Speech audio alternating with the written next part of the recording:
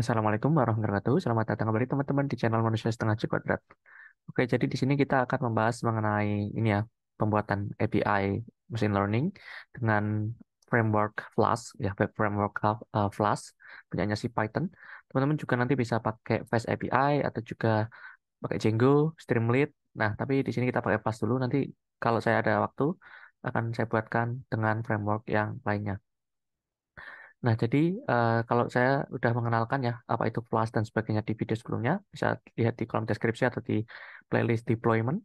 Nah, sekarang kita akan spesifik nih, kita nggak akan membuat suatu blog atau website dari Flash, tapi kita mau ngehit ini ya, model yang sudah kita bundling dalam misalkan Pickle atau misalkan kalau deep learning bisa disimpan dalam .h5, .h5 atau format-format yang lain, misalkan .bin atau PyTorch, ya macam-macam. Tapi di sini saya akan menggunakan decision tree regressor. Jadi saya akan simpan modelnya dalam suatu file pickle. Nah, pertama kita lihat di file regression.py. Jadi teman-teman bisa buat app.py-nya kayak main dari suatu Flask ini server kalian, app kalian. Kemudian ini sebelumnya belum ada ya, kita hapus dulu deh yang ini. Decision tree regressor dan juga transformer.pickle juga kita hapus. Nah, awalnya cuma gini doang ya, ada static folder, templates, app.py, kemudian dataset kalian untuk training model machine learningnya dan juga py untuk latihannya. Jadi ini regression.py itu untuk nge-training ML, app.py-nya untuk nge-deploy gitu. Nah, di static ini kita punya dua folder lagi. Yang pertama CSS ya untuk styling nanti websitenya dan juga image-nya.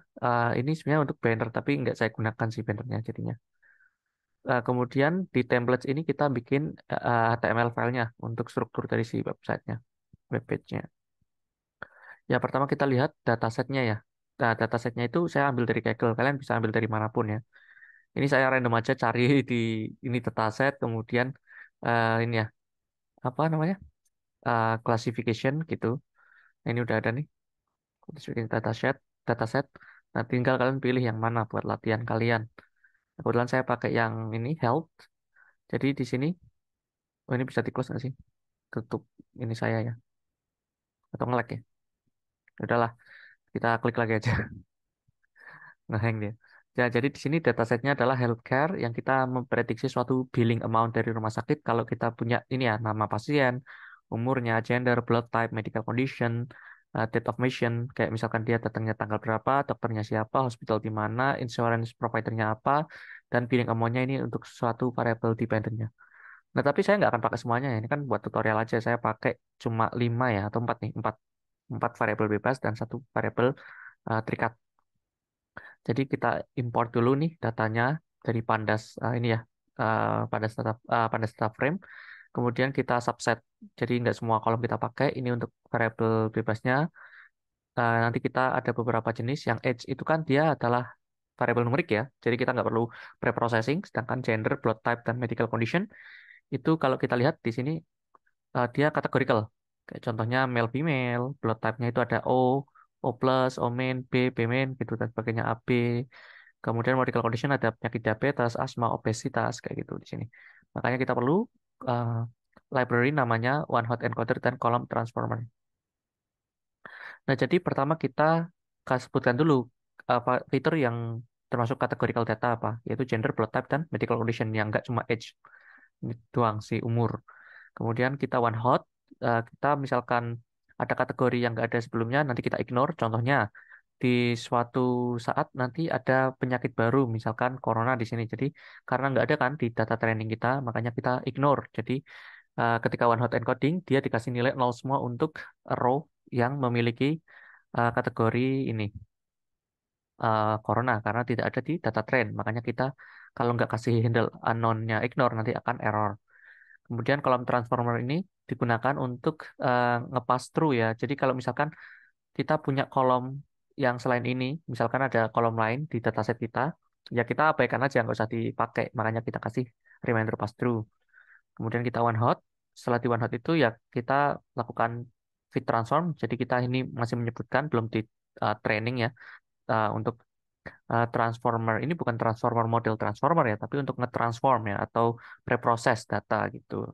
Penamaannya aja bebas.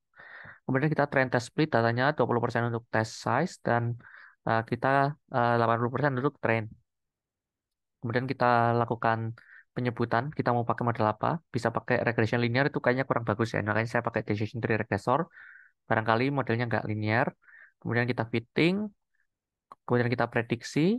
Nah, di prediksi ini untuk menghitung apa? Untuk menghitung MAPE atau MSE ya. Untuk menghitung kebaikan model kita, bagus atau enggak. Sebenarnya ini model jelek sih, karena saya nggak tuning apapun, nggak lakukan fitur engineering. Hmm, Kemudian kolomnya juga saya ambil sembarangan dikit aja ya, karena biar ringan ya. Nanti kalau teman-teman mau bikin beneran ya dilakukan training model yang proper ya. Kemudian di sini kita pickle dump, artinya kita akan save atau kita buat file namanya .pkl, .pickle untuk transformer dan model ML-nya. Nah, kita tinggal panggil dengan Python 3, kemudian regression.py. Nanti dia akan kebentuk nih di sisi kiri, teman-teman akan lihat ada dua file pickle baru. Nah, ini regression tree regressor dan transformer pickle. Ini mapenya bahkan lebih dari 100% ya, sangat buruk sekali modelnya. Nggak bisa prediksi dengan baik, tapi nggak apa-apa, contoh aja. Nah, kemudian kita bisa masuk ke apa ya, app.py ya, pertama. Jadi di sini kita butuh Flask, itu frameworknya si Python untuk membuat web ini ya website, kemudian juga untuk hitting API. Kemudian di sini kita ngambil kelasnya, sama namanya Flask, tapi F-nya besar. Kemudian request ini digunakan untuk ini ya, ngambil inputan dari user kayak umurnya berapa, gendernya apa dan seterusnya. Render template itu untuk ngerender atau menampilkan HTML file kita. Ini nampak ini gelap ya, jadi dia sebenarnya nggak dipakai. Kita bisa hapus. Kemudian pandas ini digunakan untuk ngubah dari form yang bentuknya tadi pertanyaan dalam website menjadi suatu pandas data frame. Pickle ini digunakan buat ngeload model yang kita save, yaitu transformer atau preprocessing datanya, preprocessornya, kemudian juga ada modelnya untuk memprediksi. Nah, di main apa landing page ya, kita pakai help build.html. Nanti kita lihat ya, karena di sini juga dipanggil dua kali, di predict dan juga di home, makanya kita akan lihat nanti sekaligus. Kemudian di sini approved ini gunanya untuk apa ya? Tuh mendefinisikan kita itu mau di mana. Eh, Misalkan di localhost ya, localhost berarti portnya berapa? Misalkan uh, .25000. Kemudian untuk landing page ya makanya nggak dikasih apa-apa, atau teman-teman bisa kasih home contohnya. Nah, gitu gitulah. Kemudian di sini ada yang endpointnya predict, nanti kalian akan ngeprediksi. Di sini teman-teman tahu ya, umur itu nggak bisa minus, makanya saya kasih kayak gini, if else condition agar nilainya itu tidak minus. Sebenarnya nol juga bisa, tapi kayaknya umur 0 tahun sakit diabetes asma agak-agak jarang ya, makanya saya kasih satu aja di sini. Kalau misalkan nggak gitu kita kasih ya kita harus enter valid image kayak kasih warning lah. Kemudian di sini kita juga punya form, bentuknya gender, blood type, medical condition. Kemudian setelah kita dapat inputan dari user, kita bikin data frame. Kemudian kita cek ada null value enggak. Kalau ada null value, berarti kita suruh usernya ngisi ya. Ngisi semua value-nya dulu, biar bisa diprediksi. Kemudian kita transform, tadi pakai transformer yang udah kita load. Kemudian kita predik pakai model ini. Kita predik, kita bulatkan jadi 2 digit di belakang koma.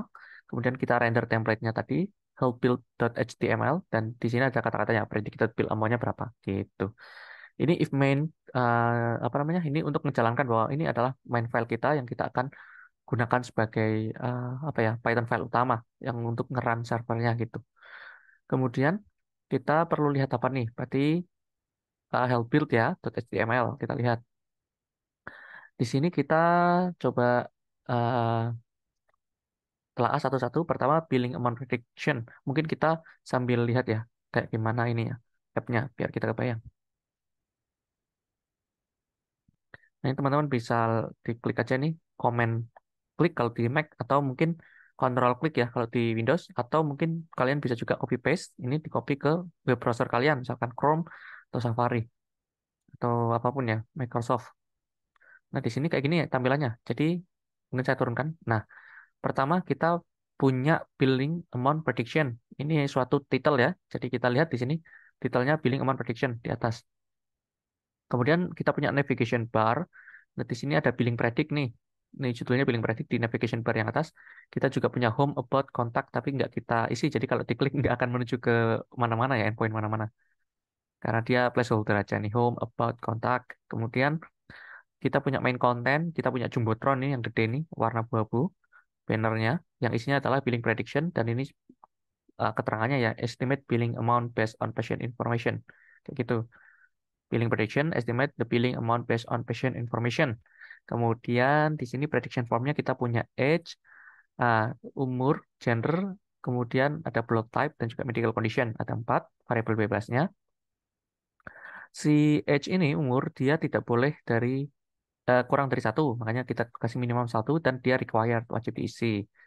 Nanti kalau nggak diisi dia akan nge-push kita ya buat ngisi. Kemudian di sini kita gendernya pakai ini uh, select button ya, bukan pakai input button kayak gini. Di select ini dia punya kata-kata select gender dan isinya adalah male dan female optionnya. Kalau misalkan blood type juga dia select button, dia cuma A, B, dan O. Padahal sebenarnya banyak ya, tadi ada A minus, A plus, B minus, B plus. Tapi kita nggak akomodasi lah terlalu banyak. Kemudian di sini kita juga punya medical condition. Kalau teman-teman lihat medical condition itu punya 6.589 unique value. Kalau kita bikin drop down button terlalu banyak kan. Makanya kita bikin open ini aja type apa form. Makanya ini tulisannya input bukan select button. Kemudian kita punya button juga, button submit tipenya untuk predict billing amount. Kayak gini. Predict billing amount. Nanti kalau kita klik akan keluar hasilnya. Kalau kita klik sekarang ya harus diisi ya, fill out this field gitu kan. Nah, jadi kita harus ngisi dulu. Kemudian nanti setelah diklik press submitnya akan muncul ini prediction result. Nanti kita kasih predictionnya berapa. Nah, ini ngelink ke dalam app.py ini. Nah, ini pred ini. Pred, pred itu ya ini dia dapat dari output ini prediction yang sudah di round atau udah dibulatkan jadi 2 digit di belakang koma. Oke, kayak gitu mungkin. Kemudian ya ini JavaScript biasa ya, template dari Bootstrap. Kemudian di CSS style. Nah, ini cuma color dari body, kemudian navigation bar-nya bold, kemudian jumbotronnya ini konfigurasinya kayak gini 5 pixel, ukurannya box shadow-nya berapa gitu kan. Kemudian color-nya, kemudian prediction result ini dia background-nya apa putih seperti warna web page-nya yang asli. Kemudian padding-nya, margin-nya berapa ukurannya. Ini tinggal diatur di CSS-nya. Ini sederhana aja sih. Oke, mungkin coba kita run ya. Edge-nya kalau kita coba naikkan ke atas ya bisa, tapi kalau kita turunkan ke bawah nggak bisa karena kita kasih minimum satu. Coba umurnya 25 contohnya. Gendernya male, blood type-nya A, medical condition diabetes misalkan.